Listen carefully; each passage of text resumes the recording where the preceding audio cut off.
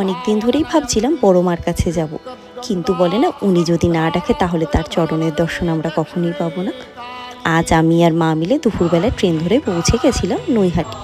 Naihati station থেকে 5 minute হাঁটা পথ। ওখানে যেয়ে পৌঁছালাম আমরা 5টা নাগাদ।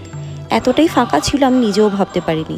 সবসময় শুনেছি ওখানে খুব ভিড় থাকে, কিন্তু বলে না হয়তো আমাদের কপালটাই ভালো ছিল, এর জন্য আজকে ফাঁকা পেয়েছি। ভালোভাবে আমরা পুজো দিই, তারপরে ওখান থেকে আমরা শুনতে পাই যে 6:30টার সময় নাকি সন্ধ্যা আরতি হবে। তাই আমি আর মা মিলে কিছুক্ষণ অপেক্ষা করলাম।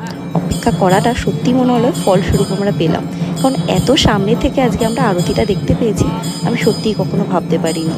খুব সুন্দরভাবে আজকে আমরা আরতিটা দেখেছি।